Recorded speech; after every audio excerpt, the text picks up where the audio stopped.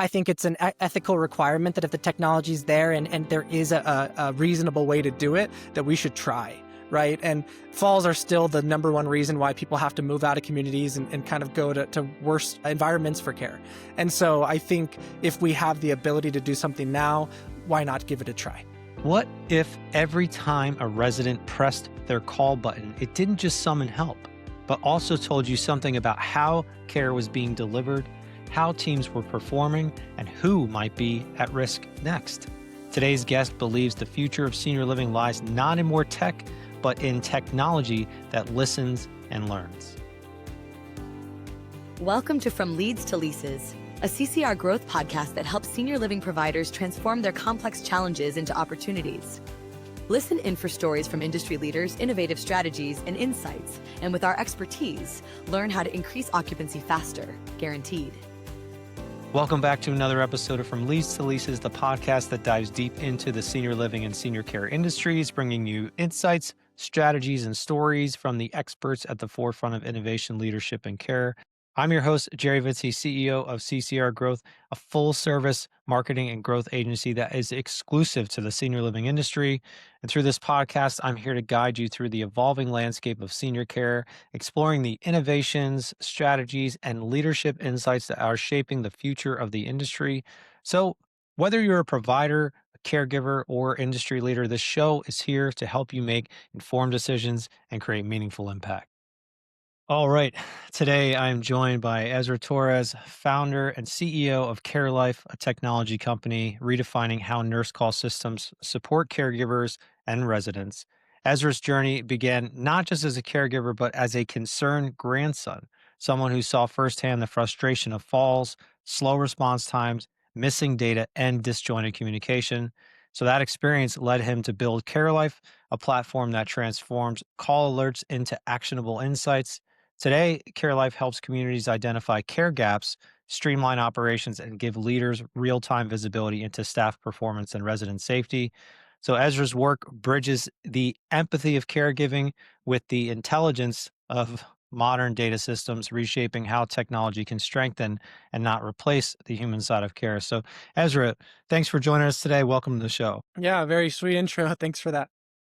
Yeah.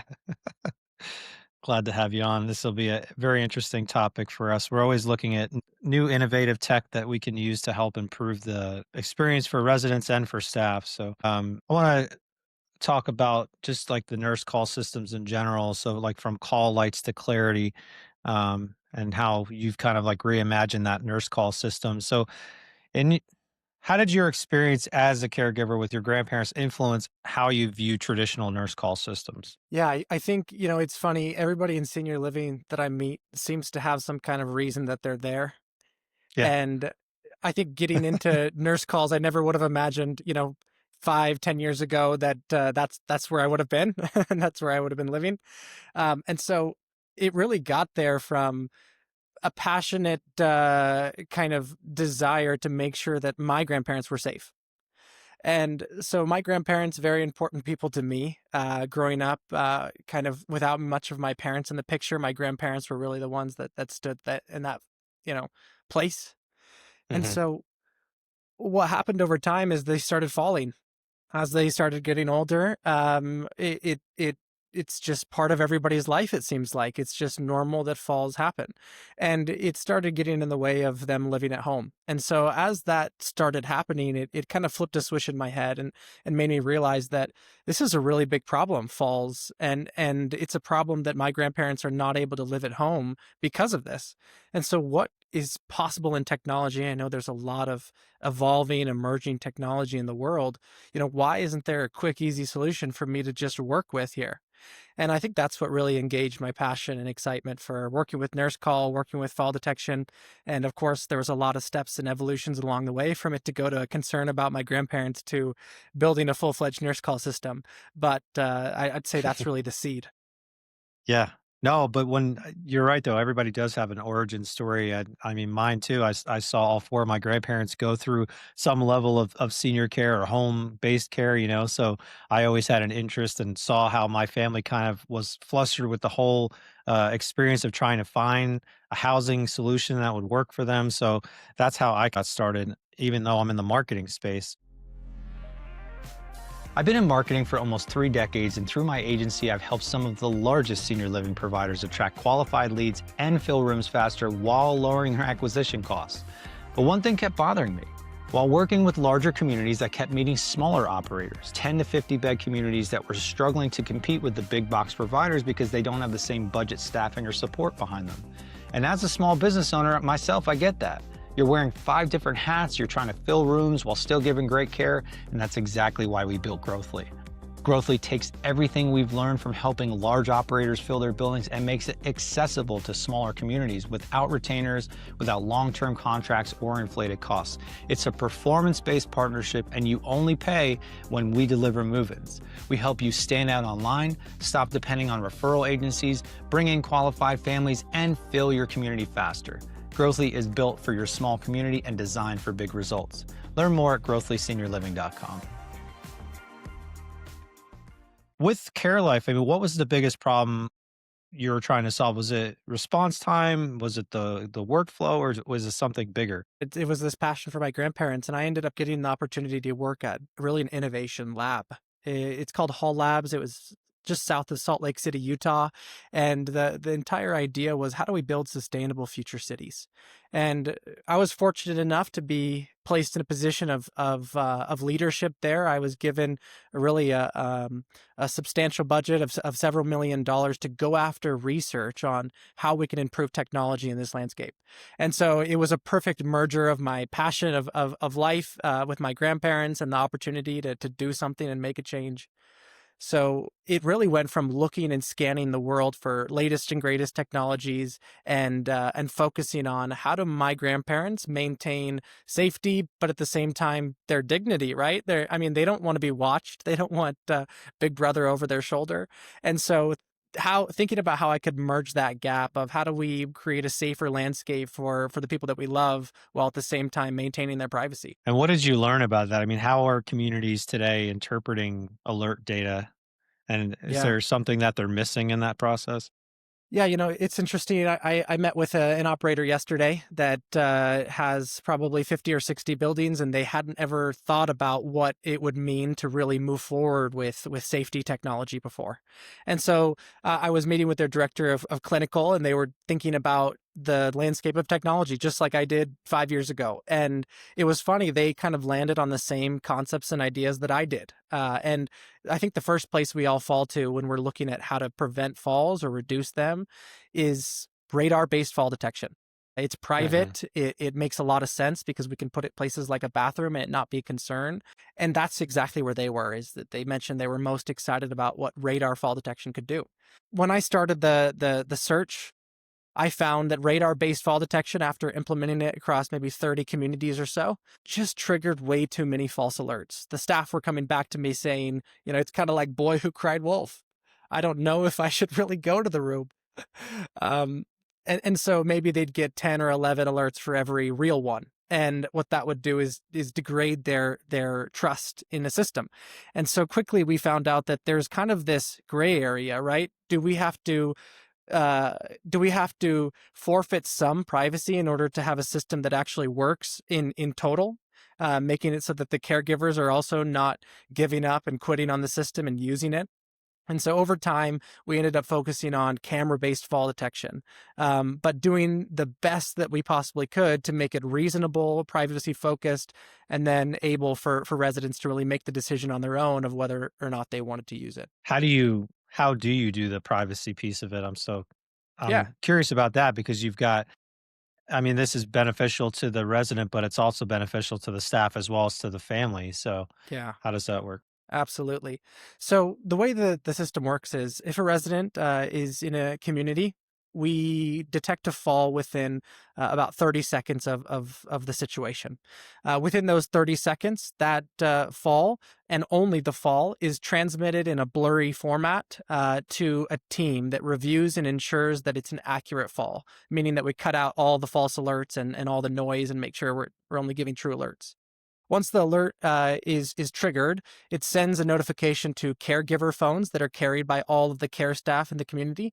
They're given the opportunity to claim that and say that they'll be responsible. And once they do claim that, they are just notified of the room number, and that tells them where to go. And so they're not given any visuals. They're not given any other context other than there's a fall detected in this room.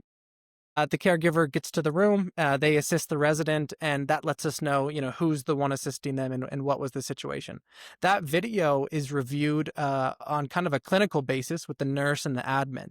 And what they're doing is they're reviewing, how did this happen? What things could we do to remove this case from happening again? And then finally, how did our staff respond? And is it following our procedures and protocols? With the high turnover, it becomes important to find ways to provide stand-up interventions and such, so that the staff knows how to properly respond. Does it capture just the fall, or does it capture what might have caused the fall as well? Yeah, so the extending of what's there is possible, Mhm. only if it's a truly, a true fall that has happened that makes sense to look before or after.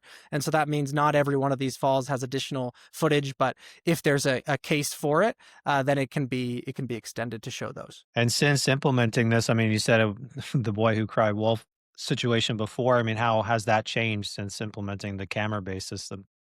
We have a human intervention that reviews, and that happens all within about a minute, and so it's really quick from the moment of the fall, and that's removed that kind of concern of false alerts. We really aren't seeing any false alerts occurring anymore. There may be a situation where we're going to be sending an alert for somebody that may be crawling on the floor, or a situation like that that's not a true fall, but we will be not really providing any more false alerts across our system. Awesome. That's really cool. Last time we talked there, you talked about data with a heartbeat. What does that mean to you? Yeah. So I think there's a lot of data that exists in senior living. And sometimes I've heard operators even say we're drowning in it. And I think for me, it's important to provide information that is actionable. And so data with a heartbeat to me means that the data is alive, that it gives a response or reaction, or maybe it leads to feeling like an action needs to be taken. If that isn't occurring with the data you're looking at, then maybe it's not all that useful. And so I think for us, it's really important that data and our data has that heartbeat, as you say. I've heard that so many times about the data being overwhelming, and I think it's because there's so many point-based systems within the care realm that are not connected, right? How do you see that as empowering rather than like punitive or challenging? Yeah. So a lot of technologies end up being built top down rather than Yeah, bottom up. Right. And what that right. means is that the technology goes after the owners and the operators, the one that have the decision making capability. And so a lot of the technology starts being built for them before it's built for someone like a resident or a caregiver. And so I think it becomes easy for care teams and executive directors and nurses to become overwhelmed by the technology that's being almost forced upon them because it looks really good from a numbers standpoint. And data is one of the biggest lies of all time, right? And so for CareLife, we were in a fortunate position that we started from a research perspective, bottom up. And unlike many of the companies out there, we started looking at the resident first, and then the caregiver and their kind of concerns and issues. And then we moved up to the nurse and executive director, and we followed a bottom up approach. And when we did that, we were able to quickly identify why a lot of systems were bogging down the capabilities of these teams working smoothly and efficiently to actually solve the things that these operators and owners are really looking for. And so I think to make a system that's not punitive would be to start with the people who are using it, making sure that the users have strong adoption and really solves some of the needs of the daily jobs that they're working on, right? And so, an example that we already talked about was false alerts. If a fall detection looks great on paper, but is giving you 10 false alerts for every real one, then it's not really going to work on the ground level. Yeah. No, that makes total sense. Um, we hear a lot too. Response time is always kind of used as a metric to gauge how the quality of care or the quality of a community. What can response time data really tell us beyond just how fast they're responding to the situation? Absolutely. Yeah, we walk into a community with our parents, and one of the first things, they show us is, hey, we're fast, right? Or this is our response time. And it's fun to kind of compare those whenever we're making a decision on the community. Um, and, the truth behind response times is that depending on the technology you're using, first off, a response time may mean how much time it was from the time the resident clicked the button until the caregiver said, I'm going to be responsible for this. Or it could be the time from the resident clicking the button to the time the caregiver actually reached the resident wherever they are. Um, we focus on the second one, so making sure that they're actually there, present with the resident, and a lot of nurse call systems do that today. Um, that information, right? Nationally, the average is somewhere between 10 and 15 minutes. There's not a lot of data out there, but there's been a handful of studies over the last decade, and that's about where it's landed. Across all the CareLife systems, we're seeing an average response time of 5 minutes. And so one of the things that we notice right off the bat is the caregivers letting us know that the system is easy to use. And maybe there's reminders that are going off after a couple minutes for a person that said they're responsible. Or maybe we kick it back out for all the other caregivers to handle if one caregiver is not responding as fast as they should respond to it. So adding these, pieces of innovation and really something that should have been innovated on more than it has, which is nurse call over the last 10 years. We find that I think the number you have, if it's 10 minutes to 15 minutes as an operator, it really tells more about the technology you're using than it talks about how fast your staff are at responding. Yeah, no, that makes total sense. So, have you seen operators use that data to make measurable changes? I mean, even outside of just your system, have they been able to use response times to make measurable changes in care outcomes? Yeah. So, something that's funny. There was a community that we were talking to just a couple weeks back, and they really have adopted strongly the usage of having the data reviewed with their caregiver, sitting down with them individually and talking to them about, how fast they're responding, if they're working with other people, these types of things. And one of the things that came out of it was a caregiver that was called into the ED's office, and the caregiver was asked, why aren't you claiming as many alerts as your peers? In the same shift, it looks like you're doing 5 or 6 and they're doing 20 or 30. Like, why is that happening? And so first off, it's an objective conversation, right? It's not he said or she said, it's just the numbers. And so when they were sat down and their response to that was, hey, look, I started 2 weeks back. And in the last 2 weeks, I actually have been able to do more than I've been able to do in the past. And the reason why I'm doing so little is that the other team members are too fast. They get to the alert so quickly that I can't keep up with them. And so by the time I see the alert and I go to click it, it's already taken by somebody else. And so I think what that shows is, if you have objective data, number one, you know who to have the right conversations with. But number two, you get to the root of what's actually happening. And it turns out that wasn't that bad of a situation. Of course, that community is just really on top of it. But I think what it shows is that it's conversations about the point rather than one of the other caregivers saying, this person's really frustrating or this person's really annoying, and you're not really knowing who to trust. Yeah, no, that makes sense. And I think it's almost like what gets measured gets managed in a way, because there one data point I found about this, there was a study done in 2024 by the Journal of Long-Term Care Innovation. They said that facilities that analyzed and acted on response time data saw 25% fewer fall related incidents within 6 months. So it just seems like just focusing on that and looking at the data and making a concerted effort around it just made that much of a change. Absolutely. I mean, one of the things we do that seems to follow in line with what you're talking about is a bed exit alert, right? So when somebody leaves the bed in any of our rooms and they're a high risk resident, meaning they've fallen several times recently, what will happens is it triggers an alert to the staff that they're exiting the bed. And so staff come in the middle of the night directly to the room where they're leaving the bed, and they get there, before they're even able to make it out of the bed. And so what that does is it took a fall that was happening in a community. The clear metrics were they were falling about 8 times in a week. And with MedX, it was turned on. No longer did they fall anymore after 5 consecutive weeks of this, about 8 falls a week. And so from 8 to 0. Wow. And so just like you're saying, if you get there faster and if you have alerts that tell you to get there faster, then you see dramatic outcomes. Wow. Yeah, that's amazing. Going back to privacy too, just because this is such a big topic when it comes to safety and monitoring. From the family side, I mean, how do they feel about when technology is involved? I mean, what does trust mean to them, to residents and families?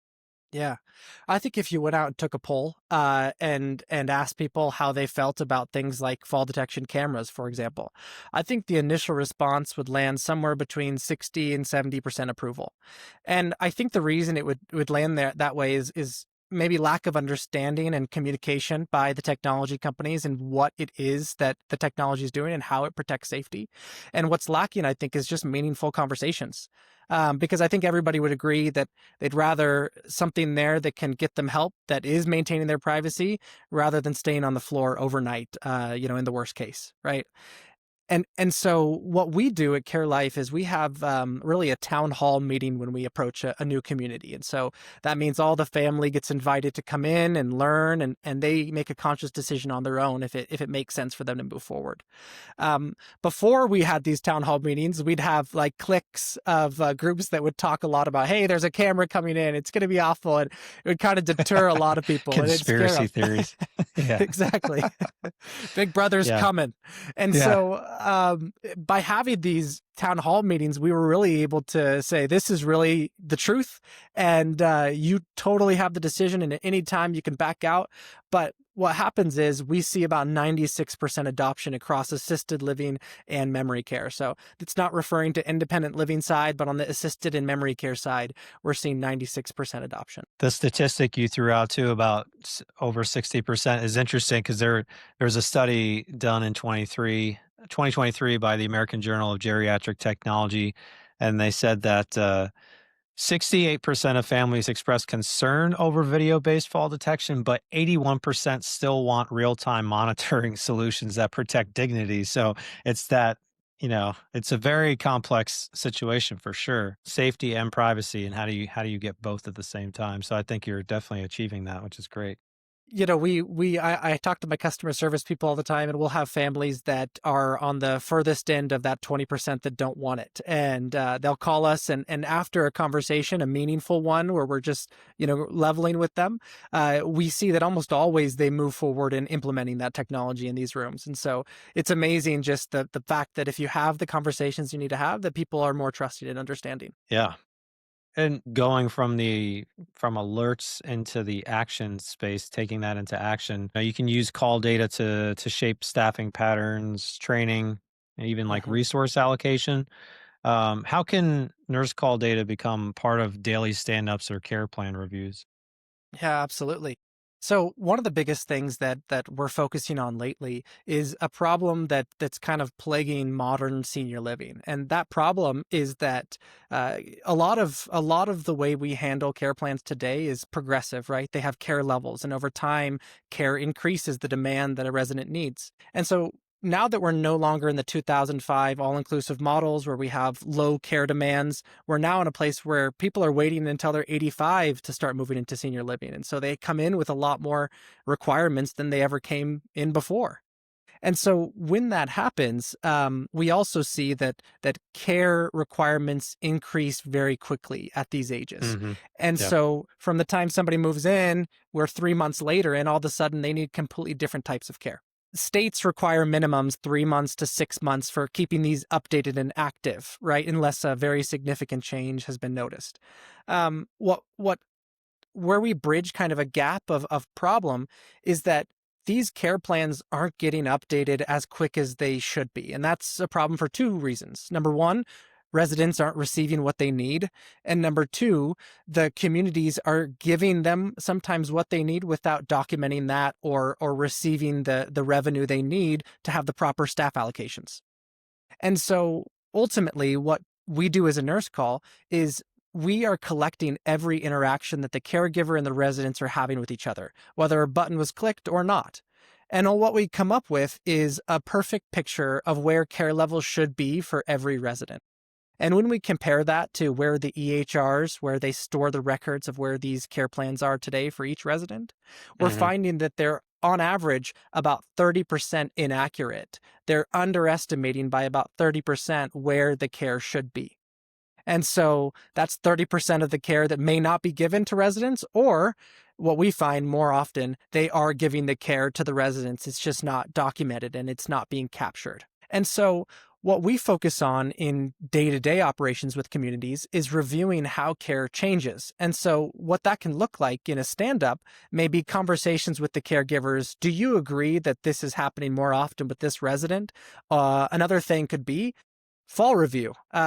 We review some falls in a community and notice there's a trend in poor transferings for the staff. And so we're seeing a high number of falls occurring because of an inappropriate transfer method. And so what happens is during the stand-up, they'll talk about how to appropriately transfer a resident from a wheelchair to a bed, lock the wheelchair, right, so it doesn't roll out during the transfer, and make sure that this is a lot smoother. And therefore, we reduce falls in that community. So there's a lot of applications and stand-up conversations to be had based on the data. And a lot of the ones we're seeing today revolve around care changes and revolve around staff responses to falls, and then also just in general, overall staff, I guess you could say, trends. One trend that we might see is staff working together with their friends a lot. And then we see that, two caregivers are going to every room together every time they work together. So, it really depends on the situation. And because this is more than just nurse call data, I mean, how have you seen leadership get on board with this? I mean, are you trying? I would assume, like most things in a senior living community, like culture starts at the top and works its way down. So I would think something like this, it's a different mindset. It's a shift for the way that they're doing things. So I would think it's not just like the director of nursing that's going to get involved. It's going to be more of the whole entire leadership team, right? That's right. That's right. And so it really talks about the piece of what we're doing in the nurse call. This isn't just a nurse call. It also adds, care collection, and it also adds revenue collection too, right? Which operators, it's really important to them. And not just for the money, but so that they can appropriately run their business, meaning they have the right amount of staff and the staff aren't coming and complaining that they're burnt out without any reason. We're finding today that although the average occupancy in communities across the nation hovers between 80 and 85% right now, we're still finding that 50% of operators are reporting profit losses in their buildings. And so it's like, in 2005, that was the gold standard, is that we have 85 to 90% occupancy, and that's a great community. But today, it's like, even at those levels, we're still finding that they're not operating in a profit margin. And so what we do a lot with the executive teams is define really what they want to see in their communities, whether that's clinical goals or whether that's revenue capture goals. And we're able to trickle those core concepts down to the ground level. And so on the clinical side, we'll see something like a policy of how to respond appropriately to a fall that they want to see, vitals taken, range of motion handled, et cetera. And so what we can do is implement those things down to the caregiver who's responding to the fall and ask them if they've completed this policy that the executive team really wants to see happen. And then when you have this turnover that maybe nobody can figure out how to handle, you have a way to implement procedures that are meaningful to the executive team down to the ground. And because the leaders are now accessing that data, how do you help, or have you seen how they use this for encouragement rather than for enforcement? Because it seems like it could go either way. Yeah. So I'll talk about, maybe how the leadership could see some information that may, like we said, give them a little bit of a heartbeat or a reaction. Yeah. So one of the things that we're doing is identifying the uncaptured care revenue. And that could be for a handful of reasons. One reason that the care could be uncaptured is that the nurse hasn't completed recent assessments for all of the residents, which is a very difficult job to maintain. Another reason could be that the job has been done by the nurse, but the administrator hasn't had the family conferences to talk about these hard conversations, right? Because nobody wants to talk about care getting more expensive. It's not fun. And so the third could be that maybe there's just lack of clarity. The tools that they have aren't good enough. And so that's why they've never had the transparency to this kind of information. So really what we do is focus on that third being the problem, right? They haven't had the appropriate tools. They haven't seen this stuff before. Let's give them the opportunity to see this meaningful information, which tends to be on the magnitude of maybe $15,000 to $50,000 a month in the average 40 to 60 bed community, which is on this, in terms of communities, of course, there's 200 beds, but for these specific numbers, more like 40 to 60. And so what we find is that the owners will see, and operators and executive teams will see data showing 50% or $50,000 of uncaptured care revenue. Well, what they want to see is that care revenue get captured. They don't care why it's not being, whether it's the nurse or whether it's the admin. And so what we do is we really work as a partnership with the community at the community level. So we have a customer support rep that's very much designated to that community. They meet with them monthly on a cadence, but sometimes it gets more aggressive if they're focusing on a specific project.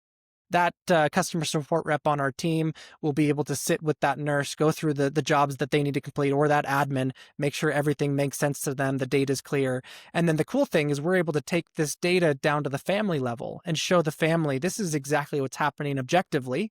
So that way it's not the caregiver said this and the admin or he said, she said again. It's objectively, this is what's happening.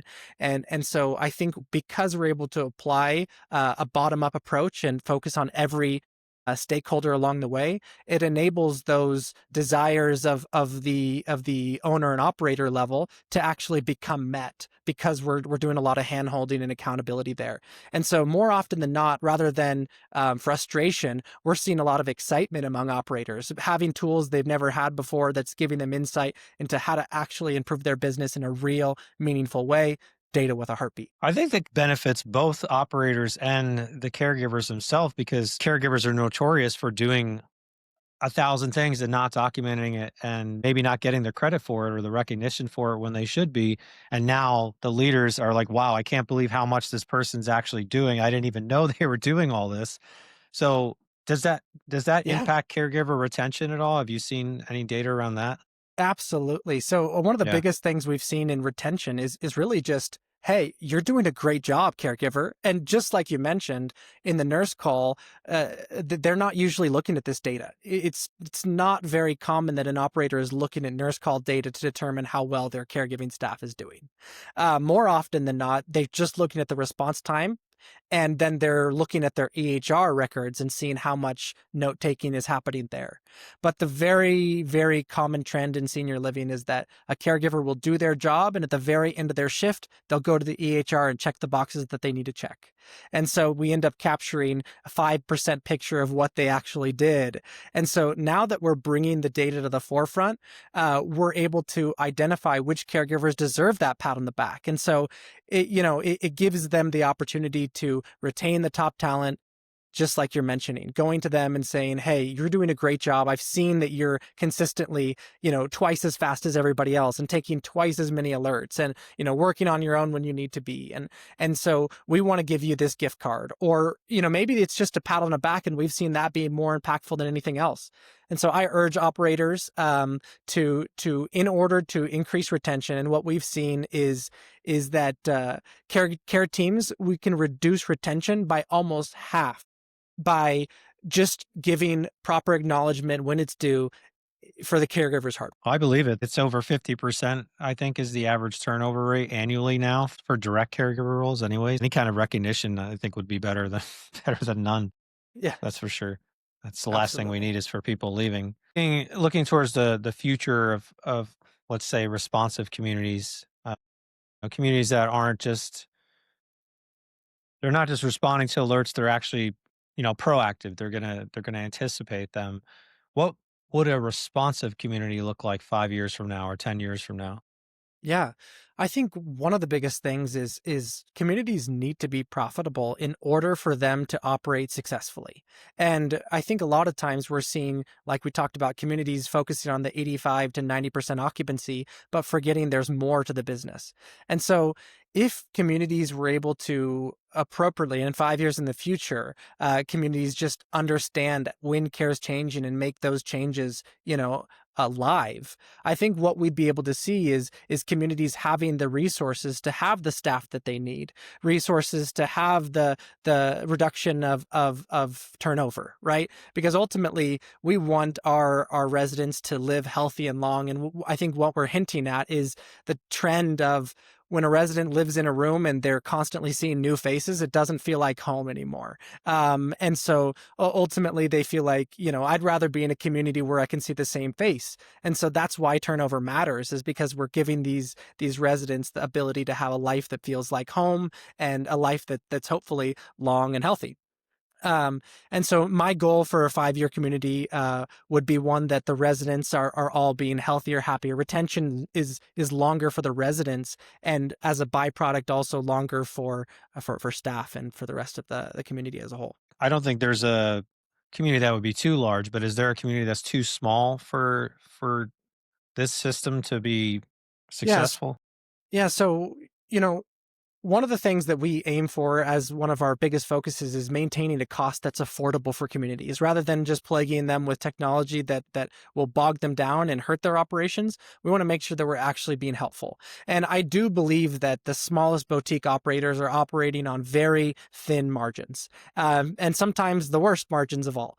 And so I think those boutique style communities where they're about 15, 16 beds or less, we find that they're so closely connected with each resident that a lot of the benefits that we could give them kind of get subsided because of the close interactions that they're having. So I would recommend boutique styles be the one that we're kind of omitting in our market, and we primarily focus on usually, at a minimum of 30 or 40 beds. And is there ever a case where this would be implemented in a home-based care at Yeah. all? So we did start there in the home setting. I think it's a huge problem, right? And being a being a technology activist, I would say that there is a lot of opportunity out there currently to provide a safer home for your family. CareLife isn't focusing on that today, but some examples on the market today is View. They provide a home-based sensor from Amazon. It's stick figure only, doesn't provide any live video. It's a great fall detection solution for homes. Another one is Care Home, and so these are both home fall detections that I recommend for my own grandparents and my family. But at this time, CareLife is not integrating with Homes Direct. And what about AI? How do you envision AI shaping the next stage of CareLife's platform? Yeah, data with a heartbeat is important. And rather than having to look at data, try to look at graphs, understand what's happening, I think everyone agrees that large language models are awesome for being able to just talk about concepts and learn concepts.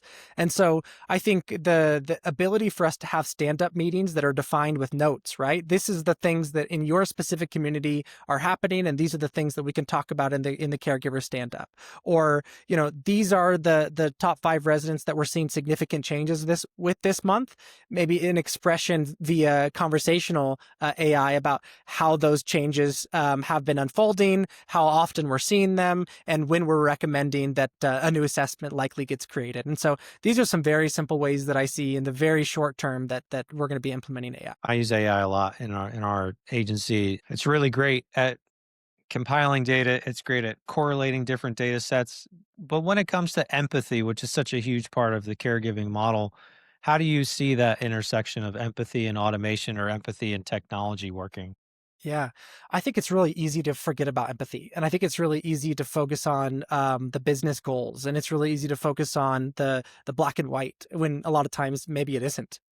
Because of that, automation and AI can become very dangerous, because we could give it an objective and then that's all that it's going after. In our approach to AI, what's really important to me and what I believe should be important to others is doing things manually before you try to automate it. And what I mean by that is get really good at understanding the task that you're trying to automate by just doing it the hard way, even though you don't want to. And by doing things the hard way, you learn about the gray areas. You learn about the ways that this needs to be tailored for a real approach. And you don't jump to a dry, cut and clear, black and white version of something.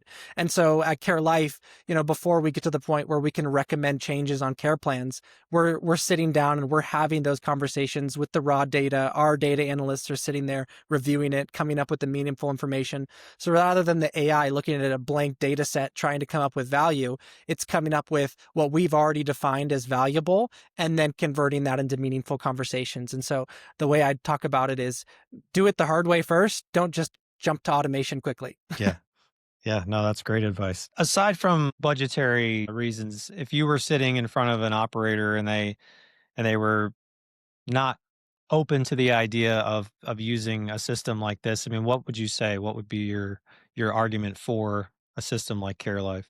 Yeah. So, I mean, I talked about a lot of the features that we have. I think all of them solve a different problem, but the one that's core to my heart, right, is my grandparents. And I've seen a lot of situations where there's people like my grandparents that have been on the floor overnight in communities, sometimes with a brain bleed, sometimes a less serious situation, but nobody should ever have to be on the ground overnight. And so I think if anything, if it's not our technology, I recommend operators to try something. I think it's an ethical requirement that if the technology is there and there is a reasonable way to do it, that we should try, right? And falls are still the number one reason why people have to move out of communities and kind of go to worse environments for care.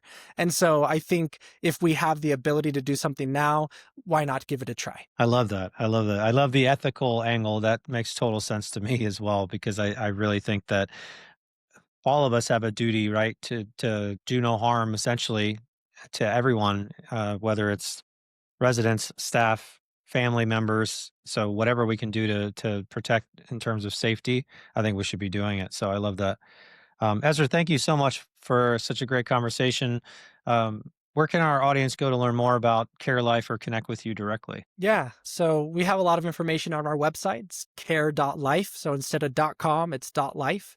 And my email is the same, eTorres@CareLife. You guys can find me on my email or you connect with me on LinkedIn. And my name should be all over this. So you should be able to find me pretty easily. All right, awesome. Appreciate your Thank time, you. Jerry. Thanks for your insights as well. It was interesting hearing kind of your feedback on data and how that data intertwines to this conversation. So very interesting. Yeah, no, I love this. I love data. I love caregiving. I love all of this combined. So this is always an interesting conversation. So thank you. So uh, as we wrap up today's episode, I want to thank Ezra Torres for joining us and sharing his perspective on how technology can elevate and not replace the art of caregiving. From rethinking nurse call systems to empowering staff with real time data, Ezra's work shows how insight and empathy can coexist to create safer, smarter communities. So if you'd like to connect with Ezra or learn more about CareLife, you'll find his link and the website link in the show notes. As always, we hope you found this episode insightful and inspiring. Don't forget to subscribe to our podcast on your favorite platform and stay tuned for more episodes where we continue to explore the evolving world of senior care, covering everything from innovative care models and leadership strategies to family support, technology, and the future of aging. Also, remember that From Leads to Leases isn't just an audio experience, we're also a video podcast. So if you want to see the video versions of our episodes, make sure to subscribe to our YouTube or Spotify channels. I'm Jerry Vinci, CEO of CCR Growth. Thank you for joining us on From Leads to Leases. Please like, subscribe, and share this episode with anyone who might find it useful. I'm truly grateful for your time and attention. And until next time, lead with strategy and with heart. Chat with you again soon. Thanks, Ezra. Thanks. Thanks for listening to From Leads to Leases. Are you ready to fill your rooms faster and increase occupancy? Visit ccrgrowth.com to learn about our Senior Growth Innovation Suite, a proven system to generate highly qualified, tour-ready leads, accelerate sales, and reduce acquisition costs. Let's connect and turn your challenges into opportunities. See you next time.